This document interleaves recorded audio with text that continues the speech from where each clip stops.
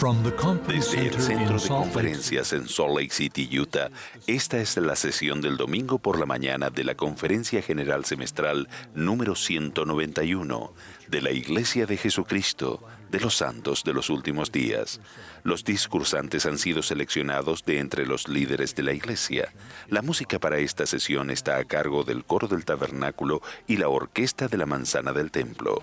Esta transmisión es un servicio público de Bonneville Distribution. Se prohíbe cualquier reproducción, grabación, transcripción o uso de otra índole de este programa sin el debido consentimiento por escrito.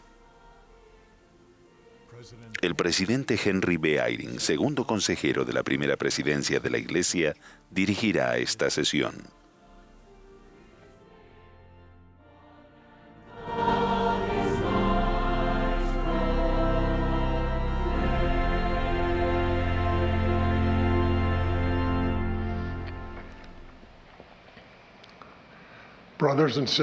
Hermanos y hermanas, les damos la bienvenida a la sesión del domingo por la mañana de la Conferencia General Semestral número 191 de la Iglesia de Jesucristo de los Santos de los Últimos Días. El presidente Russell M. Nelson, quien preside la conferencia, me ha pedido que dirija esta sesión. Extendemos nuestros saludos y mejores deseos a quienes están participando de esta reunión en todo el mundo mediante radio, televisión, internet o transmisión satelital. Reconocemos a las autoridades generales y a los oficiales generales que asisten esta mañana y también a un número reducido de líderes que se encuentran sentados en el estrado. La música de esta sesión estará a cargo del Coro del Tabernáculo y de la Manzana del Templo bajo la dirección de Mac Wilberg y Ryan Murphy con Richard Elliott y Andrew Answorth al órgano. De nuevo, hacemos notar el número reducido de los miembros del coro a fin de mantener el debido distanciamiento social. Todos los que participan se han vacunado por completo contra el COVID-19 y han sido sometidos a pruebas recientemente para garantizar que no estén infectados por el virus. El coro dio inicio a esta reunión cantando «Venid, regocijaos», y ahora cantará «Cantemos loor a Él». Luego, la primera oración la ofrecerá el elder David F. Evans, quien fue relevado ayer de su servicio como 70 autoridad general. Después, el coro cantará «Donde hay amor».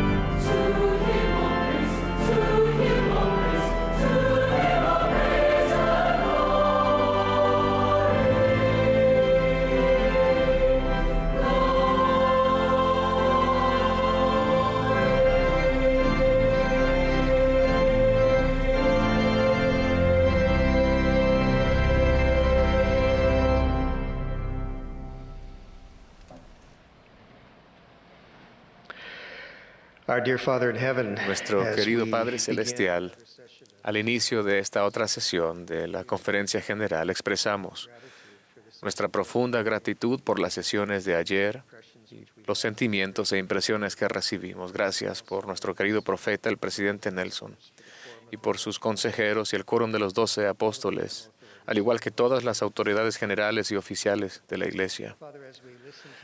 Padre, al escuchar esta mañana, pedimos que tu Espíritu nos pueda acompañar, que nos pueda ayudar a entender la verdad pura a medida que se nos enseña y a entender la doctrina pura a medida que también recibimos esa instrucción. En especial, Padre, te pedimos que tu Espíritu nos ayude a buscar y a entender las respuestas a las preguntas de nuestros corazones. Agradecemos tanto poder reunirnos de manera segura para esta conferencia y en cualquier parte del mundo en la que estemos. Bendícenos, Padre, con tu Espíritu y para recibir estas bendiciones y todas las bendiciones que tú tienes para nosotros. De nuevo, Padre, te amamos. Gracias y agradecemos estar aquí el día de hoy en el nombre de Jesucristo. Amén.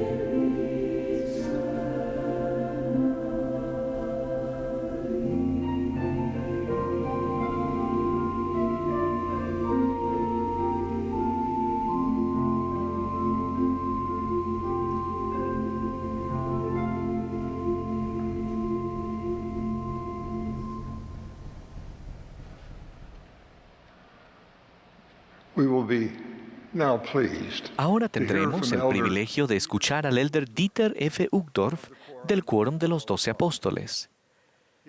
Le seguirá la hermana Camille N. Johnson, quien sirve como presidenta general de la primaria. Luego, el elder Dale G. Renland del Quórum de los 12 Apóstoles se dirigirá a nosotros.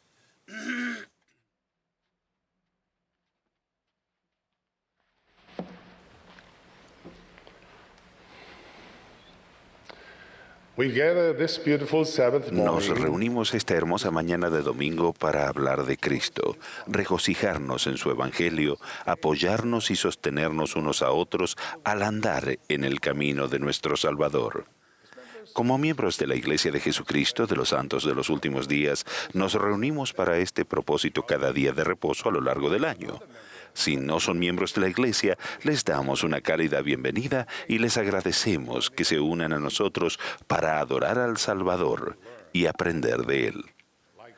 Aunque imperfectamente como ustedes nos esforzamos, al igual que ustedes, por llegar a ser mejores amigos, vecinos y seres humanos, y procuramos hacerlo al seguir a nuestro ejemplo Jesucristo.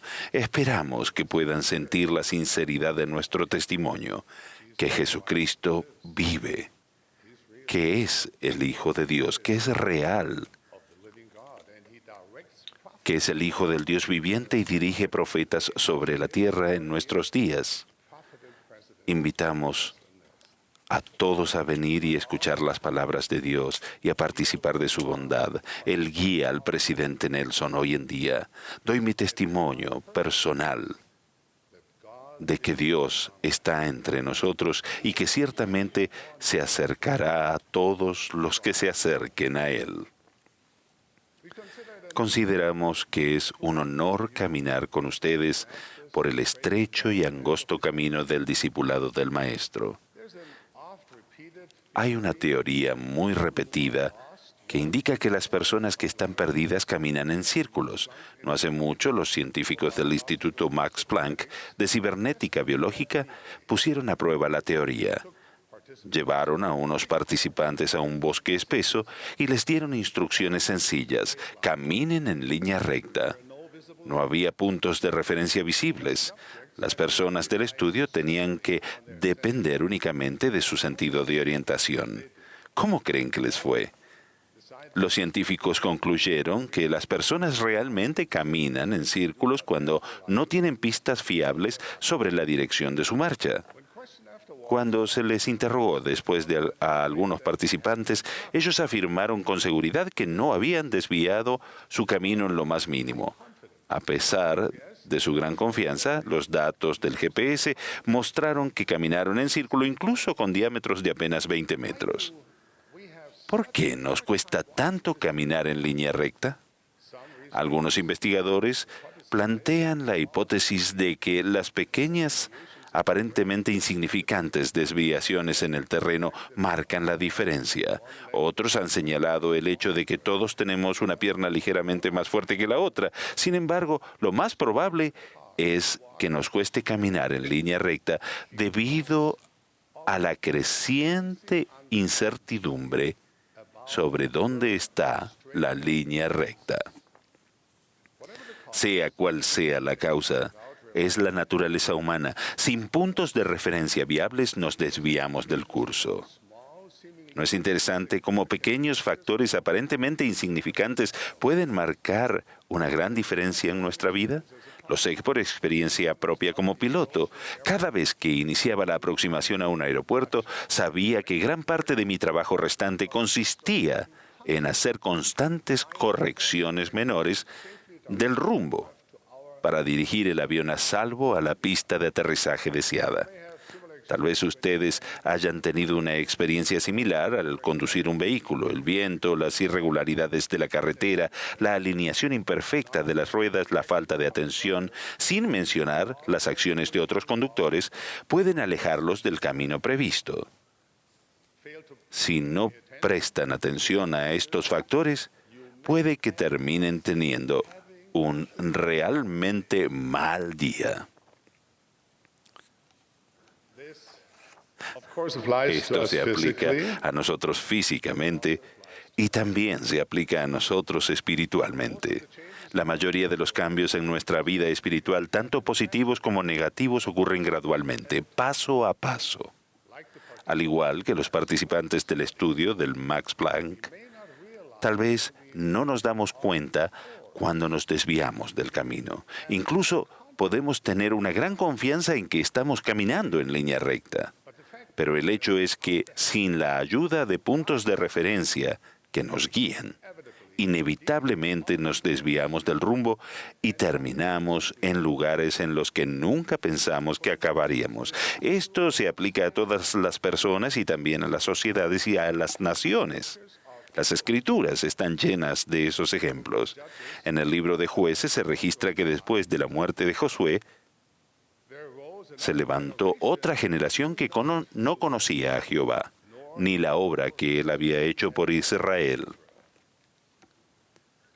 A pesar de las asombrosas intervenciones celestiales, visitas, rescates y victorias milagrosas que presenciaron los hijos de Israel durante la vida de Moisés y Josué, en menos de una generación el pueblo había abandonado el camino y comenzado a deambular según sus propios deseos. Y por supuesto, no pasó mucho tiempo antes de que pagaran el precio por ese comportamiento. En ocasiones, esta apostasía requiere generaciones. A veces sucede en cuestión de años o incluso meses. Pero todos somos susceptibles. No importa cuán fuertes hayan sido nuestras experiencias espirituales en el pasado, como seres humanos tenemos la tendencia a deambular. Esa ha sido la constante desde los días de Adán hasta ahora. Pero no todo está perdido. A diferencia de las personas errantes del estudio, nosotros tenemos puntos de referencias confiables y visibles que podemos utilizar para evaluar nuestro recorrido. ¿Y cuáles son esos puntos de referencias? Seguramente incluye la oración diaria, meditar en las Escrituras y el uso de herramientas inspiradas como Ven, sígueme. Cada día podemos acercarnos al trono de Dios con humildad y sinceridad. Podemos reflexionar sobre nuestras acciones y repasar los momentos de nuestro día, considerando nuestra voluntad y deseo a la luz de los deseos y voluntad de Dios. Si no hemos desviado, suplicamos a Dios que nos restaure y nos comprometemos a hacerlo. Este momento de introspección es una oportunidad para la recalibración.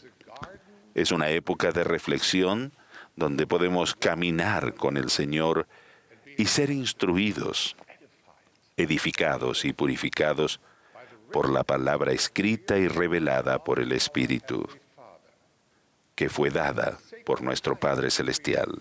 Es un momento sagrado en el que recordamos nuestros convenios solemnes de seguir al bondadoso Cristo.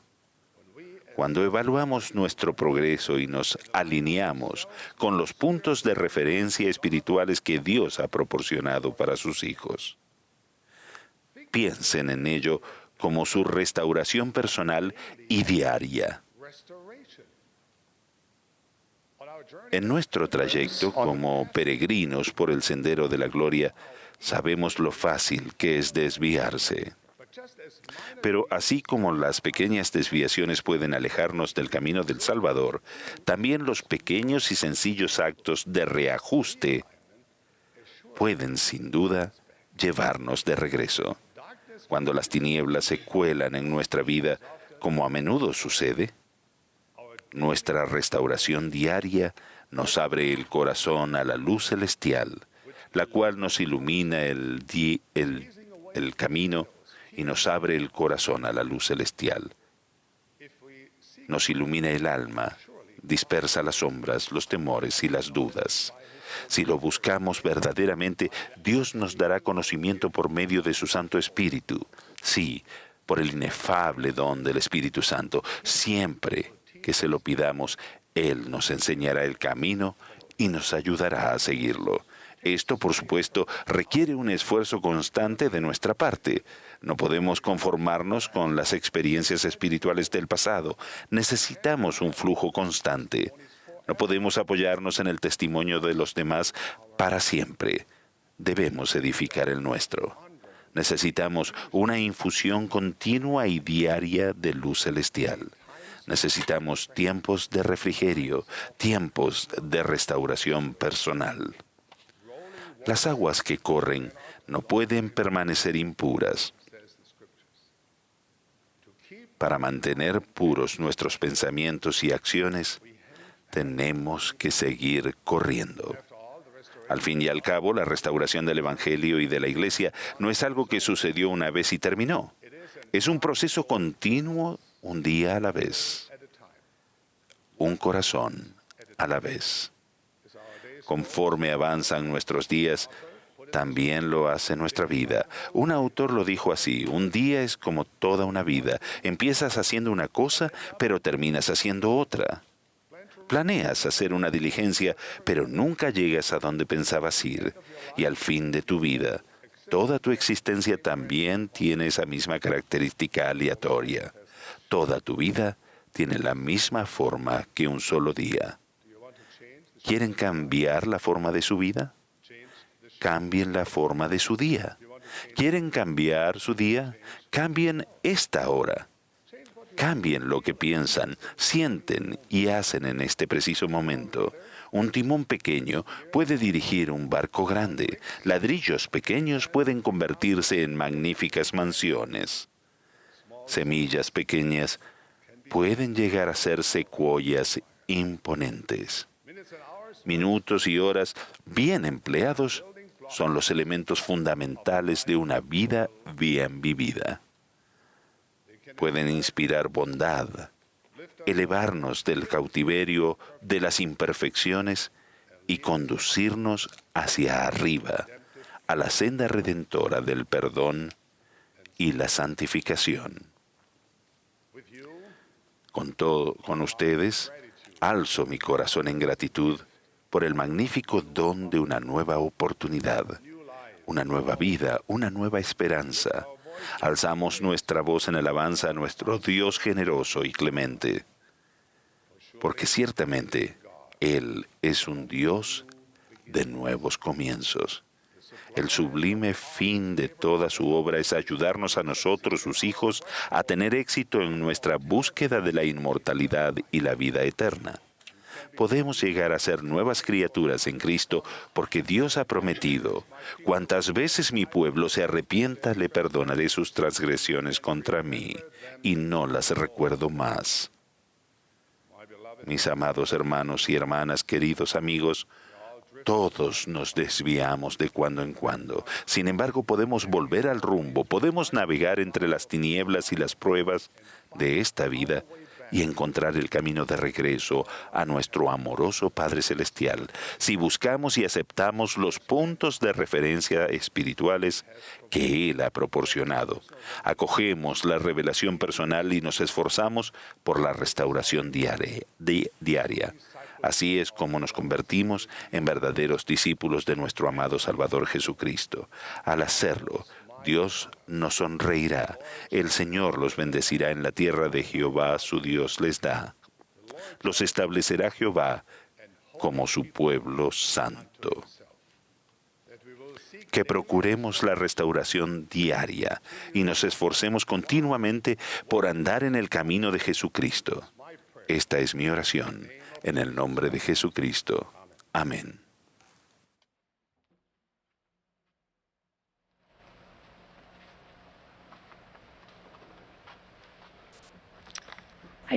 Comenzaré con varias preguntas cuyo objetivo es la autorreflexión. ¿Qué clase de historia están escribiendo para su vida? ¿Es recta la senda que describen en ella? ¿Termina su historia donde comenzó en su hogar celestial? ¿Hay alguien en su historia que sea su ejemplo y esa persona es el Salvador Jesucristo? Testifico que el Salvador es el autor y consumador de nuestra fe.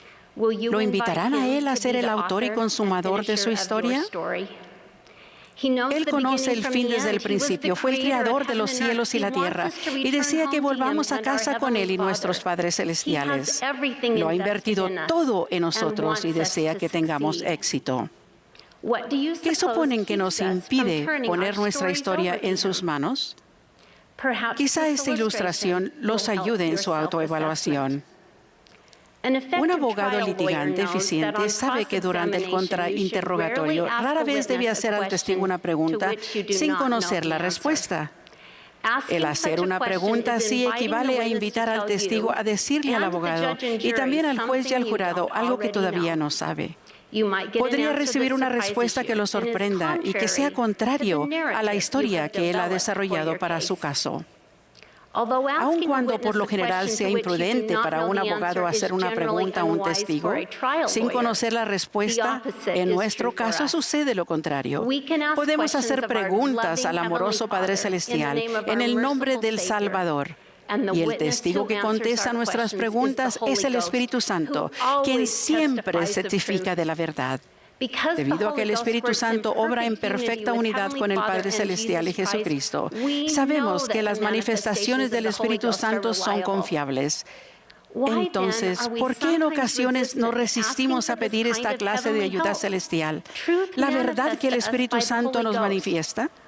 ¿Por qué posponemos hacer una pregunta de la que no sabemos la respuesta cuando el testigo no es solo favorable, sino que siempre dirá la verdad?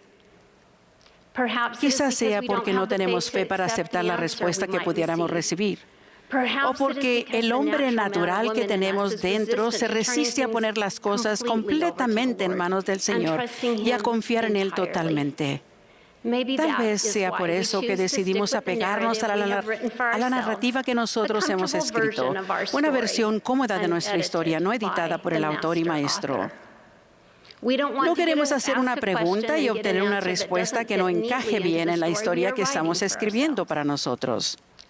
Sinceramente, muy pocos escribiríamos las pruebas que nos refinan. Sin embargo, ¿no nos encanta leer la gloriosa culminación de una historia en la que el protagonista vence la lucha? Las pruebas son los elementos de la trama que hacen que nuestras historias favoritas resulten cautivadoras y atemporales, promueven la fe y merecen ser contadas. Las hermosas dificultades que escribimos son las que nos acercan más al Salvador y nos refinan, haciéndonos más semejantes a Él. Para que David venciera a Goliat, el joven tuvo que hacer frente a un gigante. La historia cómoda de David habría sido regresar a cuidar las ovejas. Pero reflexionó sobre su experiencia de salvar ovejas de un león y un oso. Sobre la base de esa hazaña heroica se armó de fe y valor para dejar que Dios escribiera su historia y declaró: Jehová, que me ha librado de las garras del león y de las garras del oso, Él también me librará de manos de este filisteo. Con el deseo de permitir que Dios prevaleciera y con el oído presto para escuchar al Espíritu, permitir que Dios prevaleciera y con el oído presto, otra vez, y con la disposición a dejar que el Salvador fuera el autor y consumador de su historia, el joven venció a Goliat. Por supuesto, el sublime principio del albedrío nos permite escribir nuestra propia historia. David podría haber vuelto a casa a cuidar las ovejas. No obstante, Jesucristo está presto para utilizarnos como instrumentos divinos, como lápices afilados en su mano, a fin de escribir una obra maestra. Con misericordia, está dispuesto a utilizarme a mí, un lápiz flacucho, como instrumento en sus manos, si tengo fe para permitírselo, si dejo que Él sea el autor de mi historia. Esther es otro ejemplo que permitió que Dios prevalezca. En vez de aferrarse a una historia cautelosa de supervivencia, ejerció la fe y se puso completamente en manos del Señor. Amán estaba tramando la destrucción de los judíos en Persia. Mardoqueo, que era pariente de Esther, descubrió el complot y le escribió, instándola a hablar con el rey a favor de su pueblo. Ella le explicó que si una persona se acercaba al rey sin haber sido llamada, se exponía a la muerte. Pero en un gran acto de fe, pidió a Mardoqueo que reuniera a los judíos y que ayunaran por ella. Esther dijo: yo también ayunaré con mis doncellas. Y así entraré a ver al rey, aunque no sea conforme a la ley, y si perezco, que perezca. Esther estuvo dispuesta a permitir que el Salvador escribiera su historia, aun cuando al verlo a través del lente de la vida terrenal, el final podría haber sido trágico. Felizmente, el rey recibió a Esther y los judíos de Persia se salvaron. Por supuesto, rara vez se nos pide el nivel de valor de Esther, pero dejar que Dios prevalezca permite que Él sea el autor de nuestra historia. Sí requiere que guardemos sus mandamientos y los convenios que hemos hecho. El guardar los mandamientos y los convenios es lo que abrirá la línea de comunicación para que recibamos revelación por medio del Espíritu Santo. Es mediante las manifestaciones del Espíritu que sentiremos la mano del Maestro escribiendo nuestra historia.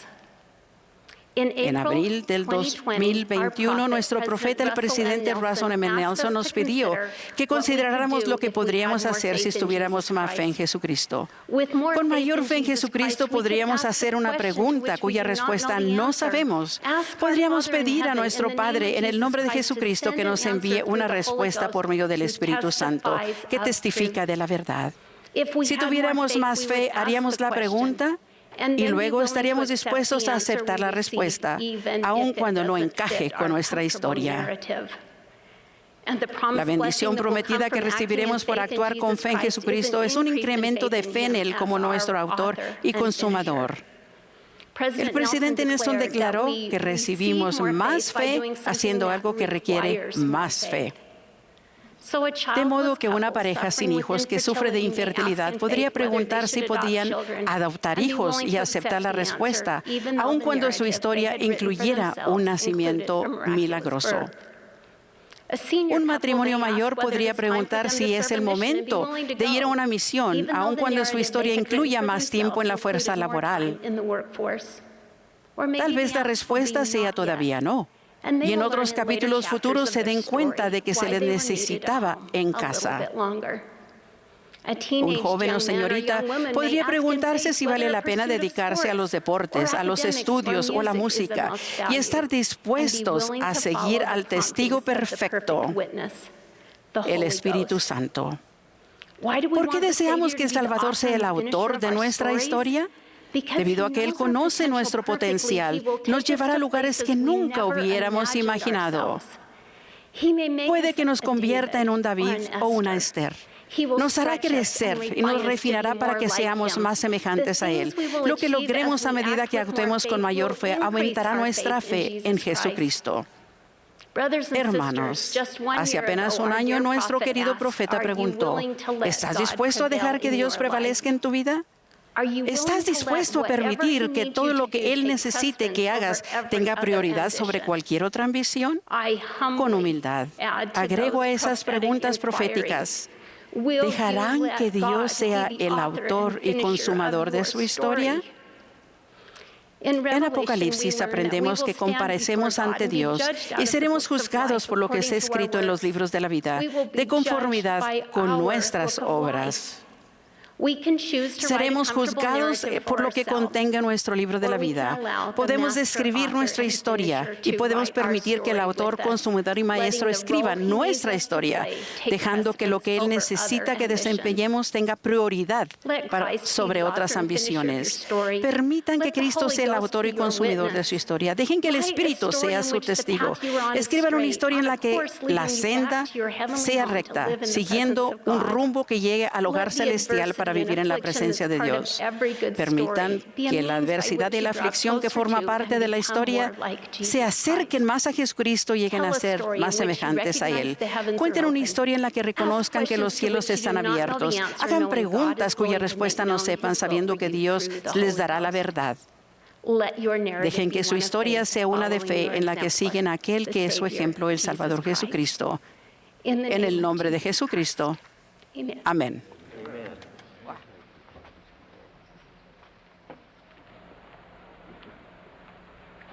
Thank you, Sister Johnson. Gracias, hermana Johnson. Queridos hermanos y hermanas, durante una prueba de esfuerzo se aumenta el trabajo del corazón. Los corazones que soportan caminar tal vez tengan dificultades caminando cuesta arriba o corriendo. De esa manera, la prueba de esfuerzo puede revelar una enfermedad preexistente que de otra manera no se detecta. De esta manera, cualquier problema que se localice se puede tratar antes de que cause problemas graves. La pandemia del COVID-19 ciertamente ha sido una prueba de esfuerzo mundial. La prueba ha revelado resultados mixtos. Se han desarrollado vacunas seguras y eficaces. Profesionales médicos, maestros, cuidadores y demás han sacrificado heroicamente y continúan haciéndolo. Muchas personas han demostrado generosidad y bondad y continúan haciéndolo. Sin embargo, se han manifestado desventajas subyacentes. Las personas vulnerables han sufrido y continúan sufriendo.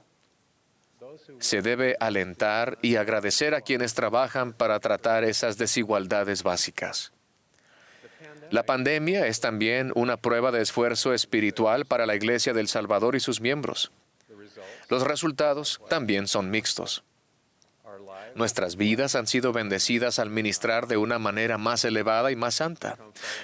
Por el plan de estudios Ven, Sígueme y por el aprendizaje del Evangelio centrado en el hogar y apoyado por la Iglesia, muchos han brindado ayuda y consuelo durante estos tiempos difíciles y continúan haciéndolo.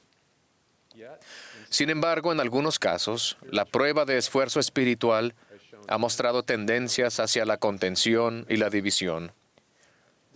Eso indica que tenemos trabajo que hacer para cambiar nuestro corazón y unirnos como verdaderos discípulos del Salvador. Este no es un desafío nuevo, pero es de suma importancia. Cuando el Salvador visitó a los nefitas, enseñó: no habrá disputas entre vosotros. Aquel que tiene el espíritu de contención no es mío, sino es del diablo, que es el padre de la contención, y él irrita los corazones de los hombres para que contiendan con ira unos con otros. Cuando contendemos unos con otros con ira, Satanás se ríe y el Dios del cielo llora. Satanás se ríe y Dios llora por al menos dos razones. Primero, la contención debilita nuestro testimonio colectivo al mundo sobre Jesucristo y la que se recibe por medio de sus méritos, misericordia y gracia. El Salvador dijo: un mandamiento nuevo os doy, que os améis unos a otros. En esto conocerán todos que sois mis discípulos, si tenéis amor los unos por los otros. Lo contrario también es cierto. Todo el mundo sabe que no somos discípulos de Él cuando no demostramos amor los unos a otros. Su obra de los últimos días se ve comprometida cuando existe contención o enemistad entre sus discípulos. Segundo, la contención es espiritualmente malsana para nosotros como personas. Se nos priva de la paz, del gozo y del descanso. Y nuestra capacidad de sentir el Espíritu se pone en riesgo. Jesucristo explicó que su doctrina no era agitar con ira el corazón de los hombres unos contra el otro. Antes bien, su doctrina es que se acaben tales cosas. Si soy rápido para ofenderme o responder a las diferencias de opinión enfadándome o juzgando, fallo la prueba de esfuerzo espiritual. Esta prueba fallida no significa que yo no tenga remedio, más bien señala que necesito cambiar. Y es bueno saberlo. Después de la visita del Salvador a las Américas, la gente se unificó. No había contención en toda la tierra. ¿Creen que la gente estaba unida porque todos eran iguales? ¿O porque no tenían diferencias de opinión? Lo dudo. En cambio, la contención y la enemistad desaparecieron porque colocaron su discipulado del Salvador por encima de todo. Sus diferencias no se comparaban al amor que compartían por el Salvador y estaban unidos como herederos del reino de Dios. El resultado fue que no podía haber un pueblo más dichoso creado por la mano de Dios. La unidad requiere esfuerzo. Esta se desarrolla cuando cultivamos el amor de Dios en nuestros corazones y nos centramos en nuestro destino eterno. Nos une nuestra identidad primaria común como hijos de Dios y nuestro compromiso con las verdades del Evangelio restaurado. A su vez, nuestro amor por Dios y nuestro discipulado de Jesucristo generan una preocupación genuina por los demás. Valoramos el caleidoscopio de las características, perspectivas y talentos de los demás. Si no podemos colocar nuestro discipulado de Cristo encima de intereses y puntos de vista personales, debemos volver a examinar nuestras prioridades y cambiar. Podríamos sentirnos inclinados a decir: por supuesto que podemos tener unidad, Si tan solo estuvieras de acuerdo conmigo. Un mejor método es preguntar, ¿qué puedo hacer para fomentar la unidad? ¿Cómo puedo responder para ayudar a esta persona a acercarse a Cristo? ¿Qué puedo hacer para disminuir la contención y edificar una comunidad de la iglesia que sea compasiva y solidaria? Cuando el amor de Cristo envuelve nuestra vida, tratamos los desacuerdos con mansedumbre, paciencia y bondad. Nos preocupamos menos por nuestra propia susceptibilidad y más por la de nuestro prójimo. Tratamos de moderar y unificar. No nos inmiscuimos en contiendas sobre opiniones. No juzgamos a aquellos con quienes no estamos de acuerdo, ni tratamos de hacerles tropezar. En cambio, suponemos que aquellos con quienes estamos en desacuerdo hacen lo mejor que pueden con sus experiencias de vida. Mi esposa ejerció la abogacía durante más de 20 años. Como abogada, a menudo trabajaba con otras personas que defendían explícitamente puntos de vista opuestos, pero aprendió a estar en desacuerdo sin ser maleducada o enojarse. Podría decirle al abogado de la contraparte, está claro que en este tema no vamos a ponernos de acuerdo. Usted me agrada, respeto su opinión y espero que usted pueda ofrecerme esa misma cortesía. En la mayoría de los casos, eso daba lugar al respeto mutuo e incluso a la amistad a pesar de las diferencias. Incluso los que una vez fueron enemigos pueden unirse en su discipulado del Salvador. En 2006, asistí a la dedicación del templo de Helsinki, Finlandia, para honrar a mi padre y a mis abuelos, quienes habían sido de los primeros conversos de la iglesia en Finlandia. Los finlandeses, incluido mi padre, habían soñado con un templo en Finlandia durante décadas. En ese momento, el distrito del templo abarcaba Finlandia, Estonia, Letonia, Lituania, Bielorrusia y Rusia. En la dedicación me enteré de algo sorprendente. El primer día de su funcionamiento general se había reservado para que los miembros rusos realizaran las ordenanzas del templo. Es difícil explicar cuán asombroso fue esto. Rusia y Finlandia habían librado muchas guerras a lo largo de los siglos. Mi padre desconfiaba y detestaba no solo a Rusia, sino a todos los rusos. Había expresado esos sentimientos con gran pasión, y sus sentimientos eran típicos de la enemistad finlandesa hacia Rusia. Había memorizado poemas épicos que narraban la guerra del siglo XIX entre finlandeses y rusos. Sus experiencias durante la Segunda Guerra Mundial, cuando Finlandia y Rusia volvieron a ser adversarios, no hicieron nada para cambiar las opiniones que él tenía. Un año antes de la dedicación del templo de Helsinki, el comité del templo, compuesto exclusivamente por miembros finlandeses, se reunió para hablar sobre los planes de la dedicación. Durante la reunión, alguien comentó que los santos rusos viajarían varios días para asistir a la dedicación y podrían esperar recibir las bendiciones del templo antes de regresar a casa. El presidente del comité, el hermano Sven Eklund, sugirió que los finlandeses podrían esperar un poco más, que los rusos deberían ser los primeros miembros en realizar las ordenanzas en el templo. Todos los miembros del comité estuvieron de acuerdo. Los fieles santos de los últimos días finlandeses retrasaron sus bendiciones del templo para dar cabida a los santos rusos. El presidente de área, que estuvo presente en la reunión del comité del templo, el elder Dennis Neuschwander, escribió más tarde: «Nunca me he sentido tan orgulloso de los finlandeses como en ese momento».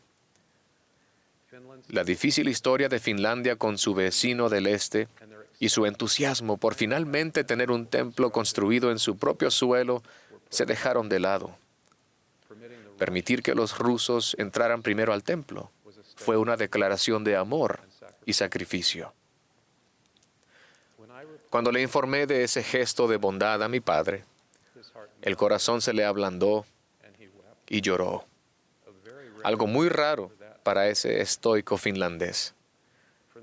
Desde ese momento hasta su muerte 3 años después, nunca expresó otro sentimiento negativo sobre Rusia. Inspirado por el ejemplo de sus compañeros finlandeses, mi padre eligió anteponer su discipulado de Jesucristo a todas las demás consideraciones. Los finlandeses no fueron menos finlandeses, los rusos no fueron menos rusos. Ningún grupo abandonó su cultura, historia ni experiencias para desterrar la enemistad. No tuvieron que hacerlo.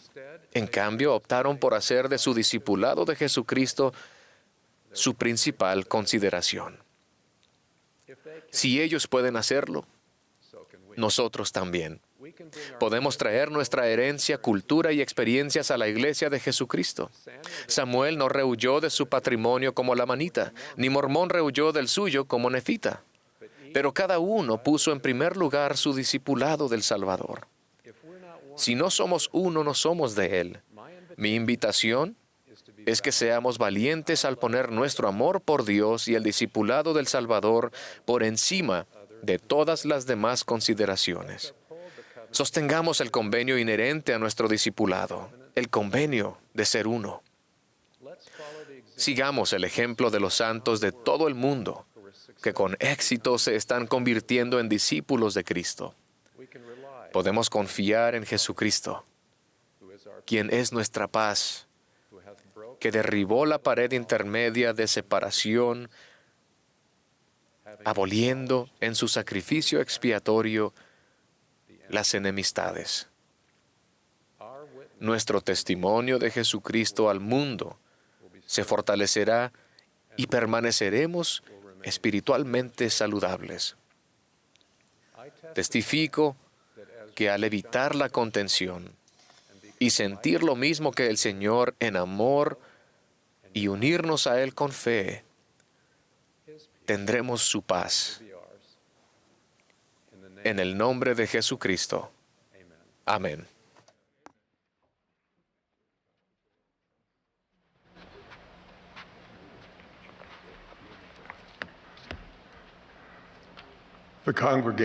Ahora la congregación se unirá al coro para cantar Soy un hijo de Dios. Después del himno, escucharemos al elder Vayanjina Sikahema de los 70. Luego de él, seguirá el elder Quentin L. Cook del Quórum de los 12 Apóstoles.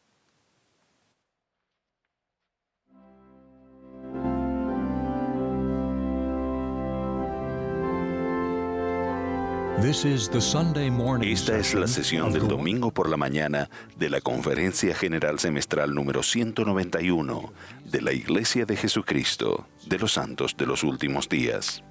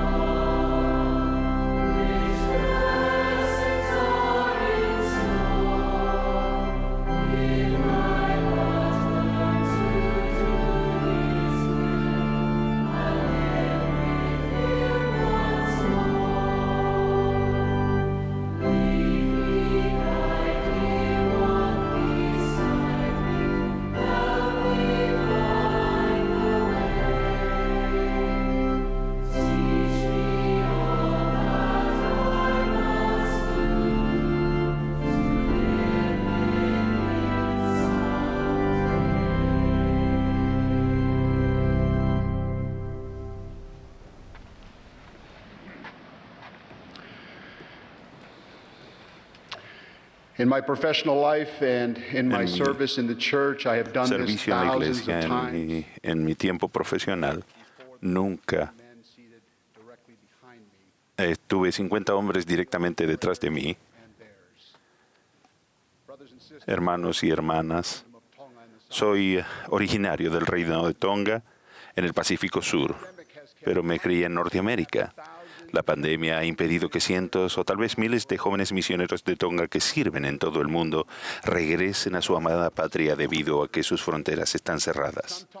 Algunos élderes tonganos han estado en sus misiones durante 3 años, muchas hermanas más de 2 años. Esperan pacientemente con la fe característica de nuestra gente. Mientras tanto, no se alarmen demasiado si algunos de los que sirven en sus barrios y estacas se parecen cada vez más a mí, avejentados y canosos. Agradecemos a los misioneros de todas partes del mundo por su servicio devoto, incluso cuando sea más largo o corto de lo que habían anticipado debido a la pandemia. Un domingo, cuando era diácono, llegaba al vestíbulo del edificio con una bandeja de agua repartiendo la Santa Cena, cuando una mujer acababa de entrar. Con diligencia me aproximé y le acerqué la bandeja y ella asintió con la cabeza, sonrió y tomó un vasito con agua. Había llegado demasiado tarde para recibir el pan. Poco después de esa experiencia, mi maestro orientador, Ned Bentley, me enseñó que muchos aspectos y bendiciones del Evangelio de Jesucristo se nos dan en orden secuencial. Más tarde esa semana, Ned Bentley y su compañero vinieron a nuestra casa con una lección memorable. Ned nos recordó que había un orden en la forma en que Dios creó la tierra. El Señor explicó con detenimiento a Moisés el orden en que lo había creado. Primero comenzó separando la luz de las tinieblas, luego el agua de la tierra seca. Añadió vida vegetal y animal antes de introducir en el planeta recién formado su más grandiosa creación, la humanidad, comenzando con Adán y Eva. Y creó Dios al hombre a su imagen, a imagen de Dios lo creó, varón y hembra lo creó. Y vio Dios todo lo que había hecho, y he aquí que era bueno en gran manera. Jehová estuvo complacido y descansó en el 7º día. El orden secuencial en el que se creó la tierra no solo nos da una idea de lo que es más importante para Dios, sino también por qué y para quién la creó. Ned Brimley puntualizó su inspirada lección con una simple declaración. Bai, la casa de Dios es de orden. Él espera que vivas tu vida con orden, en la secuencia de vida. Él quiere que sirvas en una misión antes de casarte. En cuanto a eso, los líderes de la Iglesia enseñan hoy en día que el Señor espera que cada varón joven capaz se prepare para servir y las jóvenes que deseen servir también deben prepararse. El hermano Brimley continuó, Dios quiere que te cases antes de tener hijos y quiere que desarrolles continuamente tus talentos a medida que obtengas una educación. Si ustedes eligen vivir su vida fuera de secuencia, encontrarán que será más difícil y caótica. El hermano Brimley también nos enseñó que el Salvador, mediante su sacrificio expiatorio, nos ayuda a restablecer el orden a nuestra vida que se tornó caótica o que está fuera de secuencia debido a nuestras malas decisiones o a las de otras personas. Desde ese momento he tenido una fascinación por el orden secuencial y desarrollé el hábito de buscar patrones secuenciales en el Evangelio y en la vida. El elder David A. Bednar enseñó este principio. A medida que estudiamos, aprendemos y vivimos el Evangelio de Jesucristo, la secuencia es a menudo instructiva.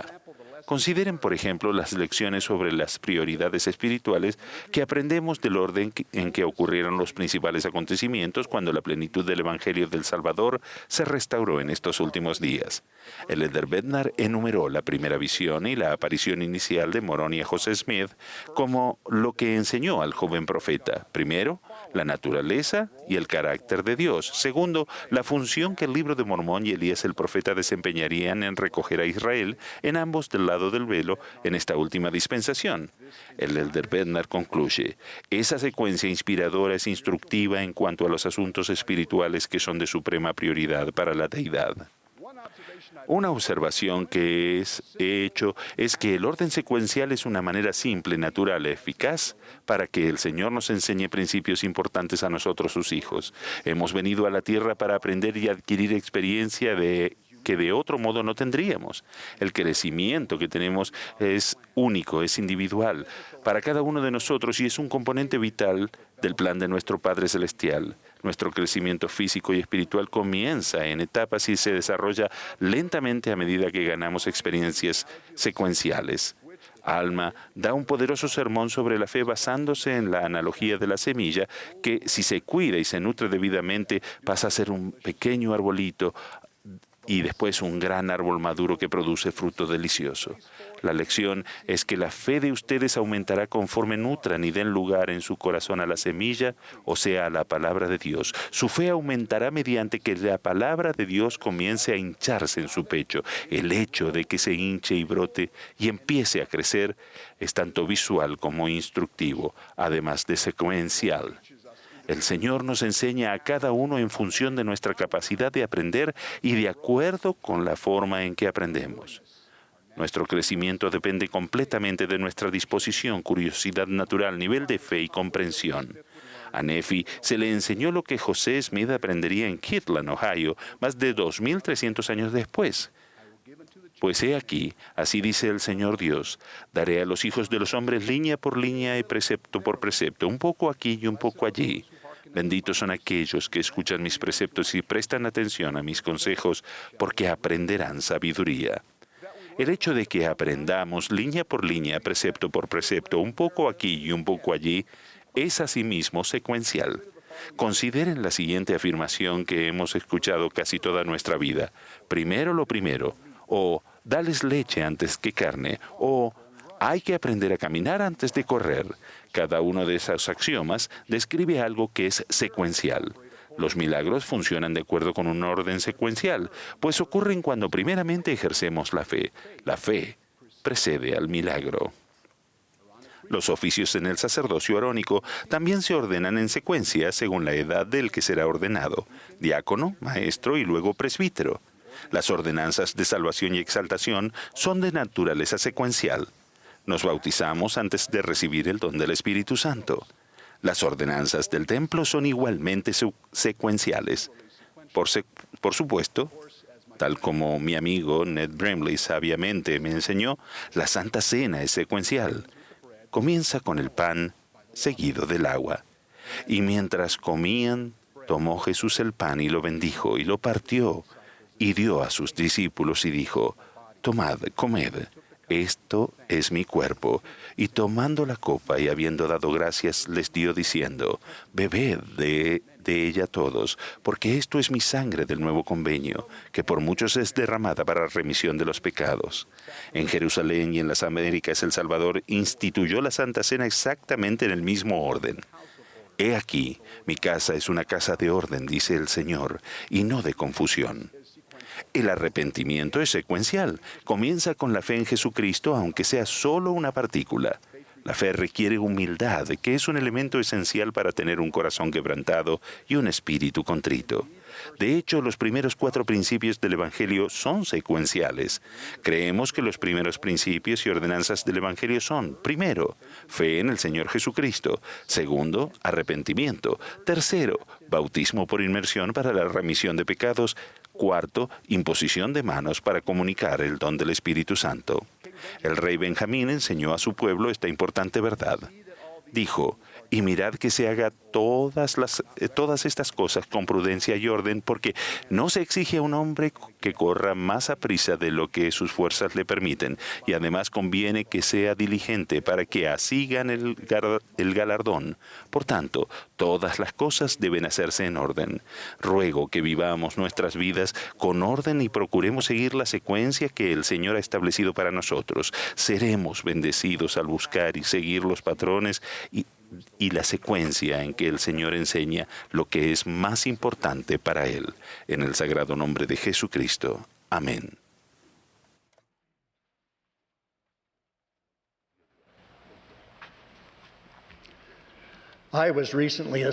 Recientemente se me asignó dedicar una porción de la parte histórica de la ciudad de Nauvoo. Como parte de la asignación, se me permitió visitar la cárcel de Liberty en Missouri. Estando en ella, reflexioné sobre los hechos que hacen que sea una parte significativa de la historia de la Iglesia. Los santos vieron amenazadas sus vidas con motivo de la orden de exterminio emitida por el gobernador de Missouri. Además, el profeta José y unos pocos y selectos asociados suyos habían sido injustamente encarcelados en la cárcel de Liberty. Uno de los motivos de tan violenta oposición a nuestros miembros fue que la mayoría de ellos se oponía a la esclavitud. La intensa persecución que padecieron José Smith y sus seguidores constituye un ejemplo extremo del injusto ejercicio del albedrío que puede afectar a las personas justas. El tiempo que José pasó en la cárcel de Liberty nos demuestra que la adversidad no es evidencia de la desaprobación del Señor ni de que Él retire sus bendiciones. Me conmovió profundamente leer lo que el profeta José Smith declaró cuando estuvo confinado en aquella cárcel. Oh Dios, ¿en dónde estás? ¿Y dónde está el pabellón que cubre tu morada oculta? José preguntó cuánto tiempo tendría el pueblo del Señor que sufrir estas injurias y opresiones ilícitas.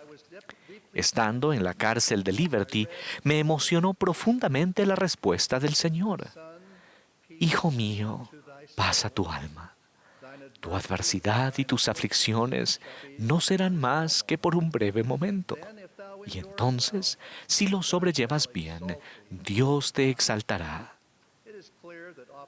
Es evidente que la oposición puede refinarnos para alcanzar un destino celestial y eterno.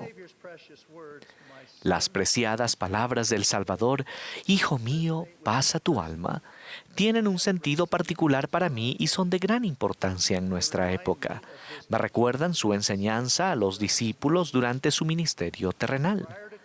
Antes del padecimiento de Cristo en el jardín de Getsemaní y en la cruz, Él mandó a sus apóstoles que se amasen unos a otros como Él los había amado. Y posteriormente los consoló con estas palabras: La paz os dejo, mi paz os doy. Yo no os la doy como el mundo la da. No se turbe vuestro corazón, ni tenga miedo. Uno de los títulos más preciados de nuestro Salvador y Señor Jesucristo es el de Príncipe de Paz. Al final, su reino se establecerá con paz y amor, en juicio y en justicia. Aguardamos expectantes el reinado milenario del Mesías. A pesar de esta visión del reinado milenario, sabemos que la paz mundial y la armonía no prevalecen en la actualidad. En mi vida he visto tan grande falta de civismo. Somos bombardeados por un lenguaje airado y contencioso y por actos provocadores y devastadores que destruyen la paz y la tranquilidad. La paz en el mundo e incluso en nuestras comunidades no se nos promete ni garantiza hasta la segunda venida de Jesucristo. Como leemos en el Evangelio de Mateo, el Salvador instruyó a los 12 apóstoles y reconoció que su misión terrenal no lograría la paz universal. Él enseñó: no penséis que he venido para traer paz a la tierra. La paz universal no formaba parte del ministerio terrenal inicial del Salvador. La paz universal no existe en la actualidad. Sin embargo, es posible lograr paz personal a pesar del enojo, la contención y la división que plagan y corrompen nuestro mundo.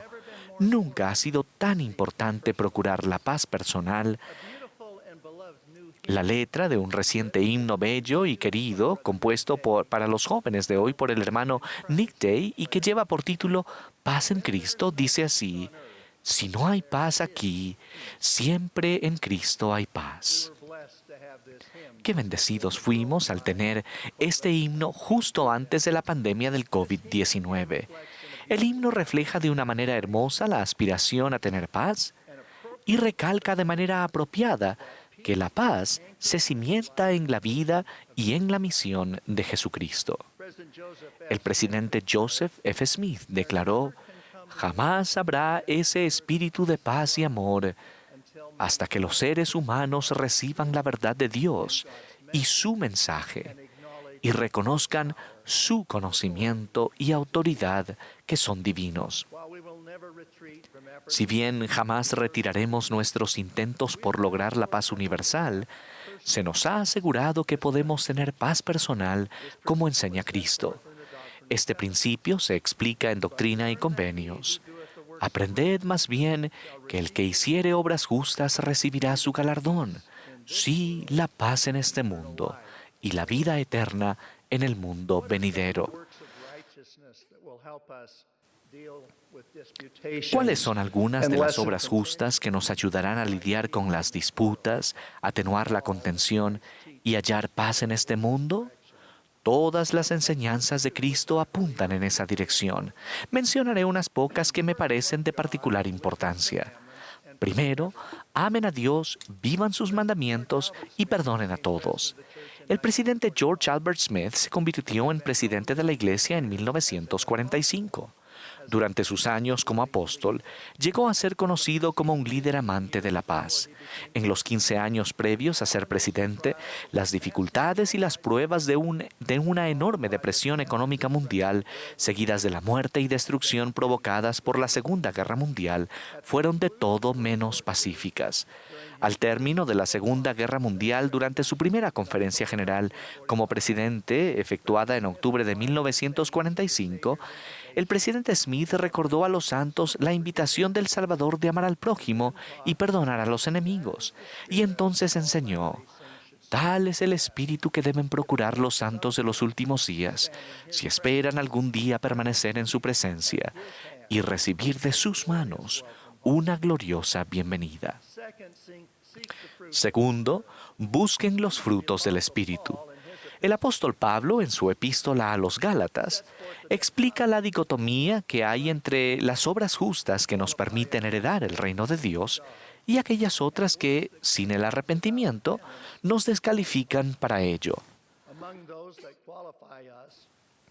Entre las que sí nos califican están los frutos del Espíritu: amor, gozo, paz, longanimidad, benignidad, bondad, fe, mansedumbre y templanza. Pablo también incluye el sobrellevar las cargas de los demás y no cansarse de hacer el bien. Entre las obras que no son justas, él incluye la enemistad, la ira y las contiendas. Una de las grandes lecciones de la época del Antiguo Testamento tiene que ver con el padre Abraham. Abraham y Lot, su sobrino, eran acaudalados, pero llegó un momento en que ya no podían seguir viviendo juntos. Para que no hubiera altercados, Abraham permitió a Lot escoger la tierra que él quisiese. Lot escogió la llanura del Jordán, que era de riego y hermosa, y Abraham tomó la llanura menos fértil de Mamre. Las Escrituras dicen que Abraham entonces levantó su tienda y edificó un altar a Jehová. Lot, por el contrario, fue poniendo sus tiendas hasta Sodoma. La lección es clara. Debemos estar dispuestos a llegar a un acuerdo y erradicar las contiendas en cuestiones que no tengan que ver con la dignidad, a fin de tener relaciones pacíficas. El rey Benjamín enseñó: y no tendréis deseos de injuriaros el uno al otro, sino de vivir pacíficamente. Sin embargo, en las conductas relacionadas con la rectitud y los imperativos doctrinales, es preciso mantenerse firmes e inmutables. A fin de tener la paz que es fruto de las obras justas, no podemos poner nuestra tienda en dirección al mundo. Debemos ponerla de cara al templo. Tercero, ejerzan el albedrío para escoger la rectitud. La paz y el albedrío están interrelacionados como elementos esenciales del plan de salvación.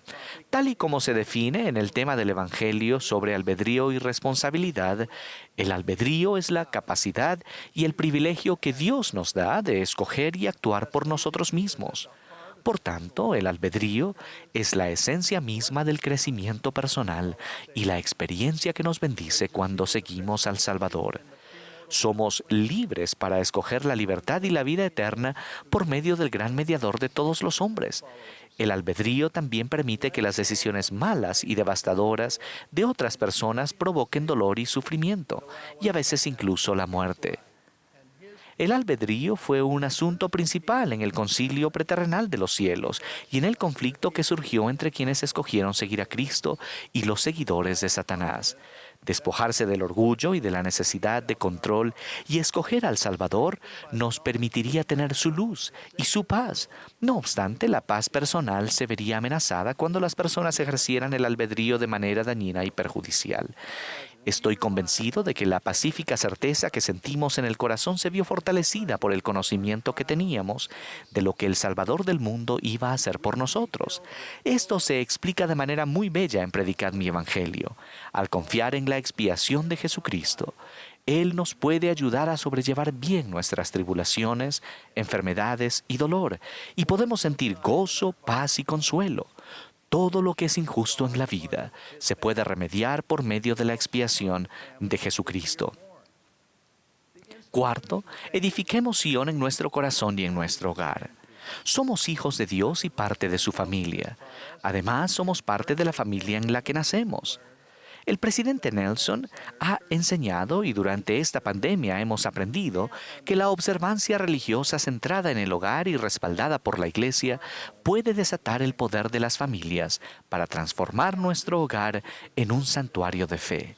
Si tenemos esta observancia religiosa en nuestro hogar, también tendremos la paz del Salvador. Somos conscientes de que muchos de ustedes carecen de las bendiciones de un hogar de rectitud y contienden regularmente con quienes eligen la injusticia. El Salvador puede brindarles protección y paz para que en última instancia estén seguros y a salvo de las tormentas de la vida. Les aseguro que el gozo, el amor y la realización que se experimentan en una familia amorosa y justa producen paz y felicidad. El amor y la bondad son la clave para tener Sion en nuestro corazón y en nuestro hogar. Quinto, sigan las admoniciones actuales de nuestro profeta. La paz aumenta considerablemente cuando seguimos al profeta del Señor, el presidente Russell M. Nelson. En breve tendremos la oportunidad de escucharlo. Él fue preparado desde la fundación del mundo para este llamamiento. Su preparación personal es sobresaliente. Él nos ha enseñado que podemos sentir una paz y un gozo duraderos, incluso en épocas turbulentas, cuando nos esforzamos por llegar a ser más como nuestro Salvador Jesucristo. Nos ha aconsejado que nos arrepintamos diariamente, que recibamos el poder purificador, sanador y fortalecedor del Señor. Soy testigo de que nuestro amado profeta ha recibido y continúa recibiendo revelación del cielo. Aunque lo honramos y sostenemos como nuestro profeta, adoramos a nuestro Padre Celestial y a nuestro Salvador Jesucristo y recibimos la ministración del Espíritu Santo. Testifico y aporto mi testimonio apostólico personal, que Jesucristo, el Salvador y Redentor del mundo, guía y dirige su iglesia restaurada. Su vida y su misión expiatoria son la verdadera fuente de paz. Él es el príncipe de paz.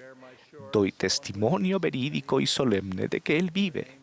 En el nombre de Jesucristo. Amén.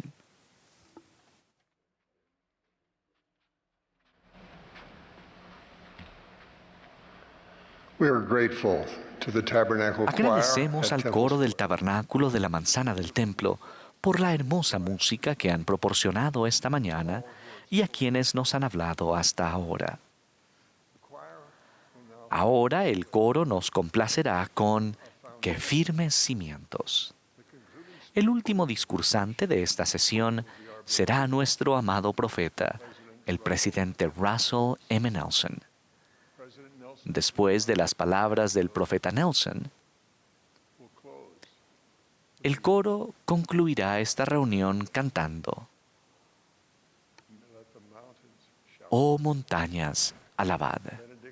La última oración la ofrecerá la hermana Jean B. Bingham, quien sirve como presidenta general de la Sociedad de Socorro.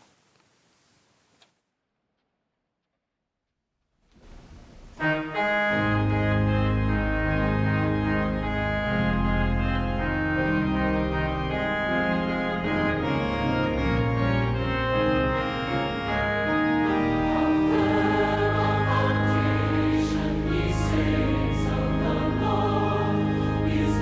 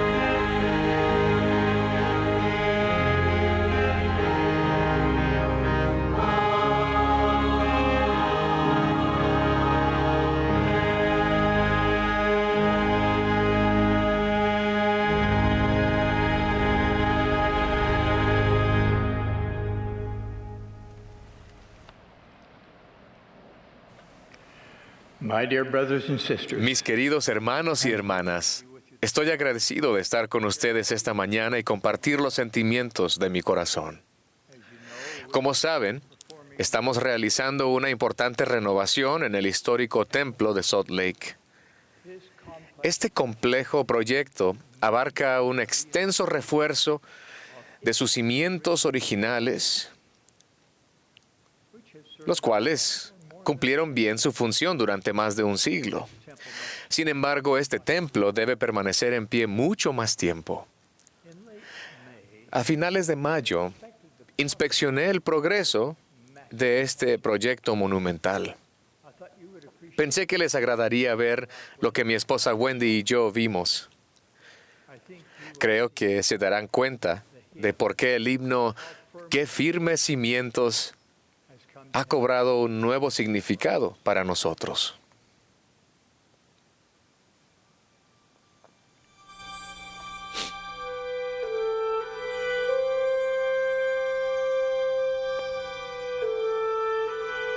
we are looking at the original Estamos viendo los foundation. cimientos originales del templo de Salt Lake. Me encuentro debajo de lo que fue la sala del jardín. Al examinar la destreza presente en todo el edificio, me maravillo con lo que lograron los pioneros. Me quedo totalmente asombrado al pensar que construyeron este magnífico templo solo con las herramientas y técnicas disponibles hace más de un siglo. Sin embargo, muchas décadas más tarde, si examinamos los cimientos de cerca, podemos ver los efectos de la erosión, hendeduras en la mampostería original y las diferentes etapas de estabilidad de la albañilería. Ahora que soy testigo de lo que los ingenieros, arquitectos y expertos en construcción modernos pueden hacer para reforzar los cimientos originales, me quedo absolutamente maravillado. Su trabajo es asombroso. Los cimientos de cualquier edificio, en particular uno tan grande como este, deben ser lo suficientemente fuertes y resistentes como para soportar terremotos, corrosión, fuertes vientos y el inevitable asentamiento que afecta a todos los edificios. La compleja tarea de fortalecimiento que está en marcha reforzará este sagrado templo con el cimiento que resista y resistirá la prueba del templo, del tiempo. No vamos a escatimar esfuerzos para darle a este templo venerado, que se había vuelto cada vez más vulnerable, unos cimientos que resistan las fuerzas de la naturaleza durante el milenio. De la misma manera, ha llegado el momento de que cada uno de nosotros implemente medidas extraordinarias, quizás medidas que nunca antes hemos tomado para fortalecer nuestro propio cimiento espiritual. Tiempos sin precedentes como estos exigen medidas sin precedentes. Mis queridos hermanos y hermanas, estos son los últimos días. Si ustedes y yo vamos a resistir los peligros y las presiones venideras, es imprescindible que cada uno de nosotros tenga un firme cimiento espiritual, edificado sobre la roca de nuestro Redentor Jesucristo. Así que pregunto a cada uno de ustedes, ¿cuán firme es su cimiento?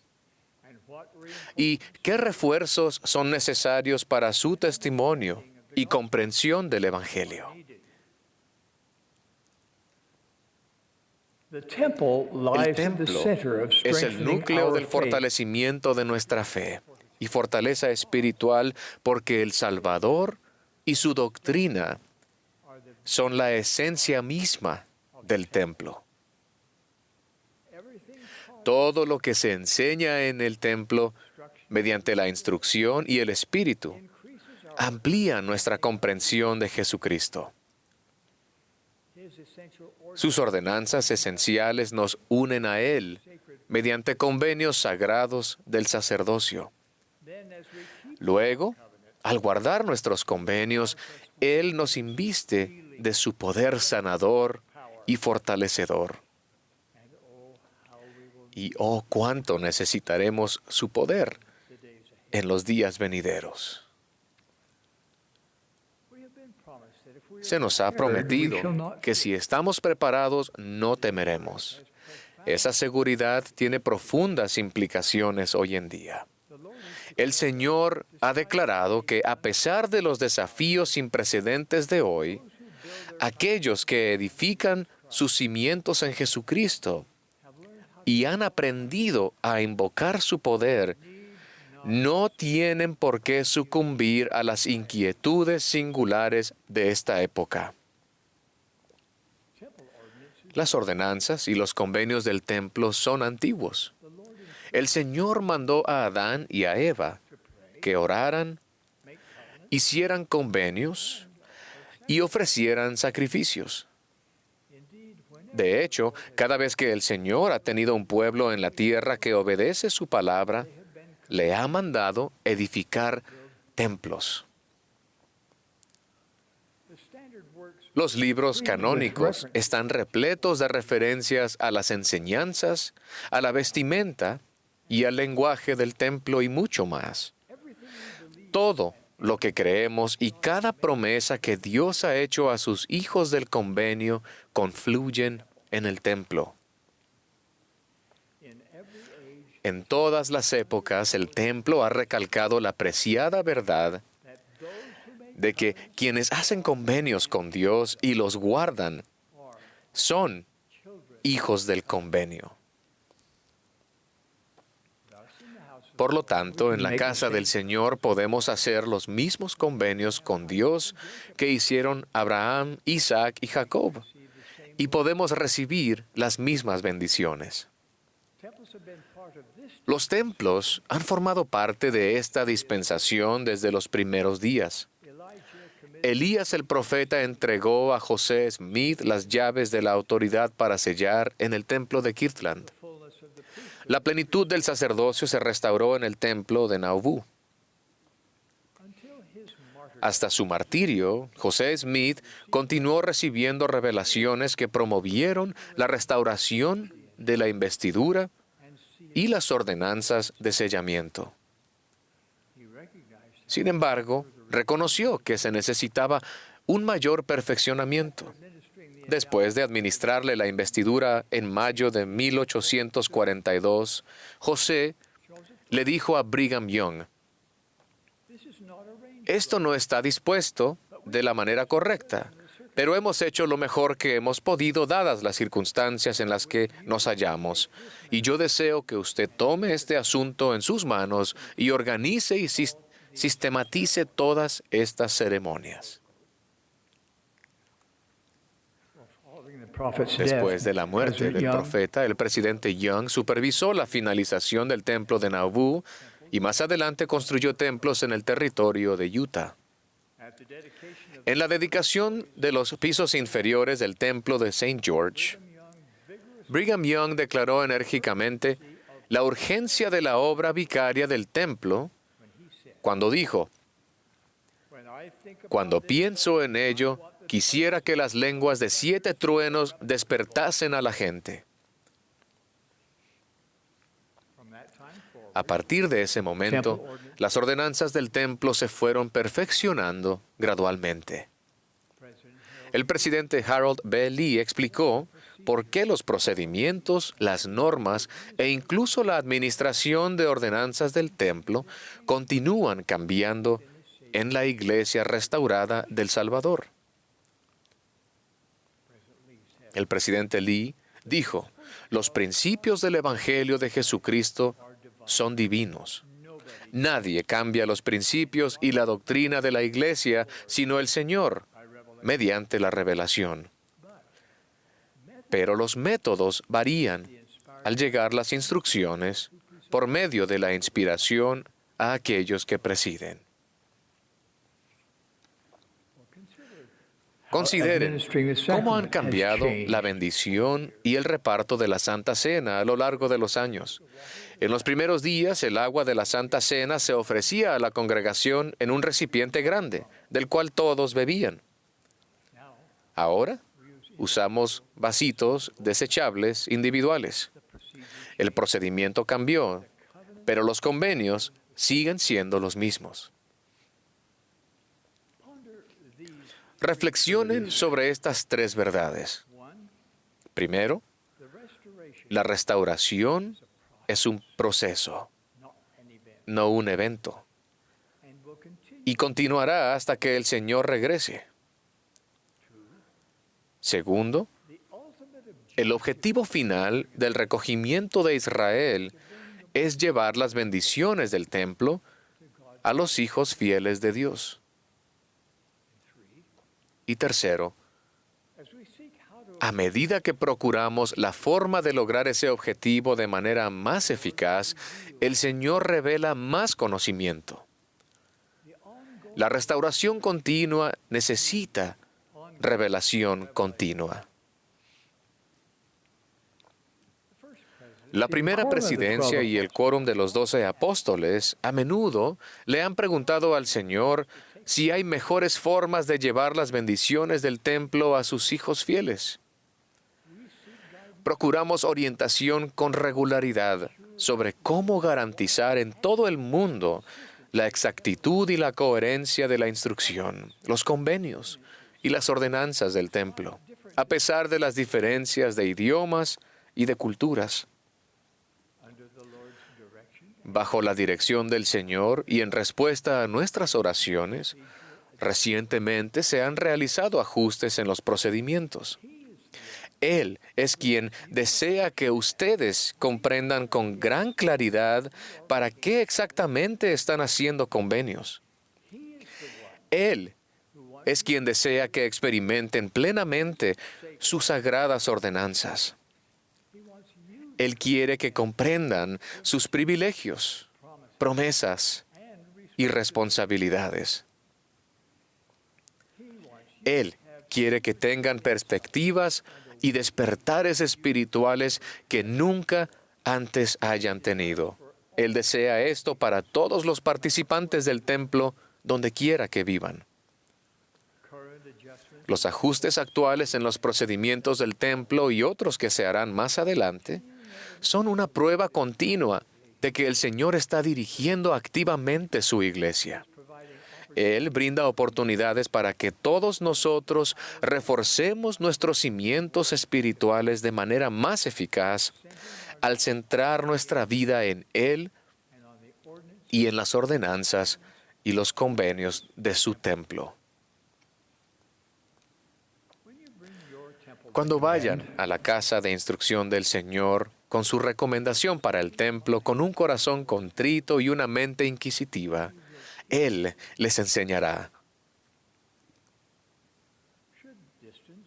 Si la distancia, los problemas de salud u otras limitaciones les impiden asistir al templo durante una temporada, los invito a fijarse un tiempo regular para repasar en la mente los convenios que han hecho. Si todavía no les encanta ir al templo, vayan con más frecuencia, no menos. Permitan que el Señor, mediante su Espíritu, les enseñe y los inspire allí. Les prometo que con el tiempo, el templo se convertirá en un lugar de seguridad, consuelo y revelación. Si me fuera posible hablar personalmente con cada joven adulto y con cada joven adulta, les suplicaría que buscaran una compañera o un compañero con quien se puedan sellar en el templo. Quizás se pregunten qué diferencia marcará esto en su vida. Les prometo que marcará una diferencia enorme.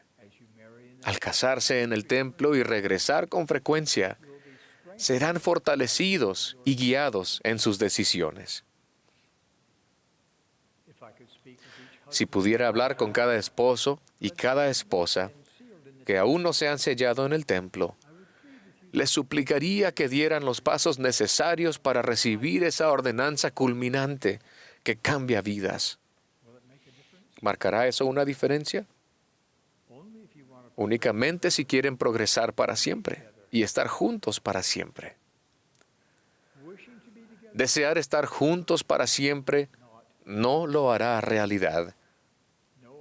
Ninguna otra ceremonia o contrato lo hará.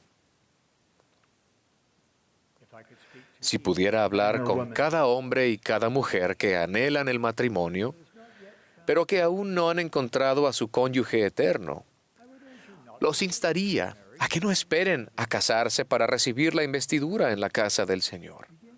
Empiecen ahora a aprender y a experimentar lo que significa estar armado con el poder del sacerdocio. Y a cada uno de ustedes que han hecho convenios en el templo, les ruego que, de manera devota y constante, procuren comprender los convenios y las ordenanzas del templo. Se abrirán puertas espirituales. Aprenderán a separar el velo entre el cielo y la tierra, a pedir a los ángeles de Dios que estén con ustedes y la mejor forma de recibir guía de los cielos. Sus esfuerzos diligentes por hacerlo reforzarán y fortalecerán su cimiento espiritual.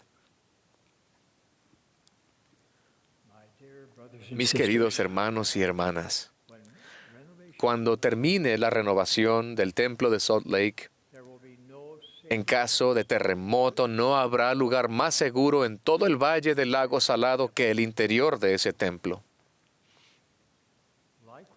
Del mismo modo, siempre que ocurra cualquier tipo de conmoción en su vida, el lugar más seguro en el que pueden estar espiritualmente es viviendo dentro de sus convenios del templo.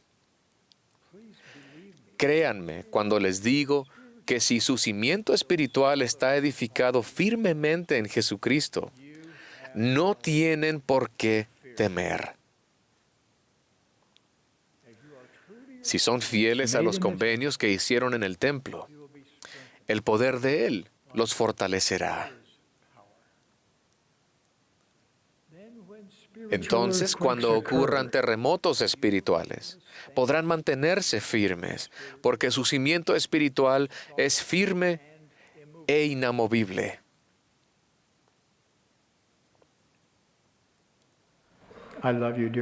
Los amo, queridos hermanos y hermanas. Sé estas verdades. Dios, nuestro Padre Celestial, quiere que ustedes elijan volver a casa con Él.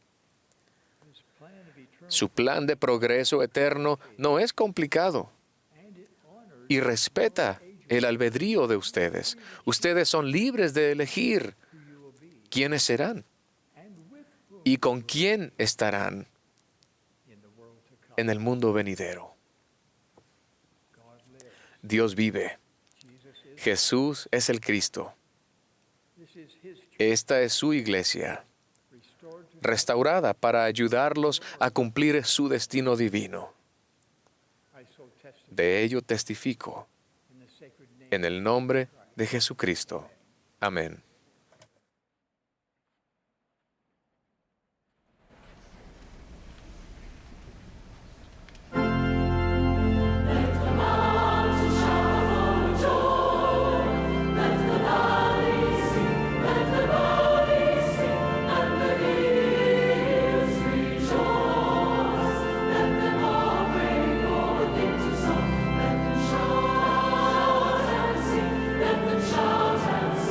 And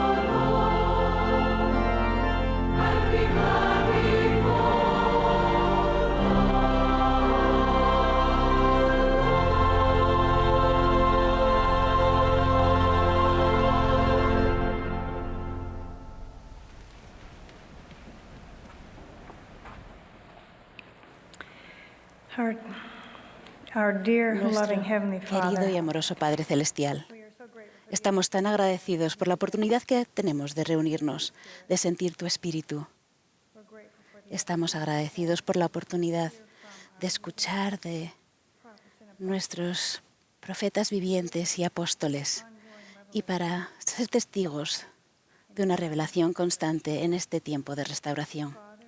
Padre, oramos humildemente que nos ayudes a centrar nuestras vidas en tu Hijo Jesucristo, que hagamos y mantengamos sagrados convenios en su casa. Te pedimos que tengamos el valor y el poder de la fe para llevar las impresiones que hemos tenido este día y para utilizarlas en nuestras vidas. Te damos las gracias por tantas bendiciones de las que disfrutamos y lo hacemos en el nombre de tu Hijo Jesucristo. Amén.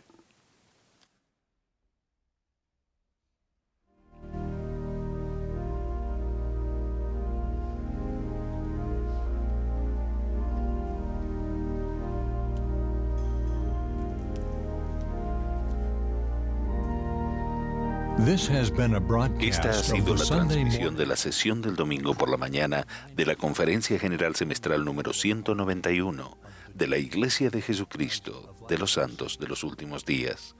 Los discursantes han sido seleccionados de entre los líderes de la Iglesia.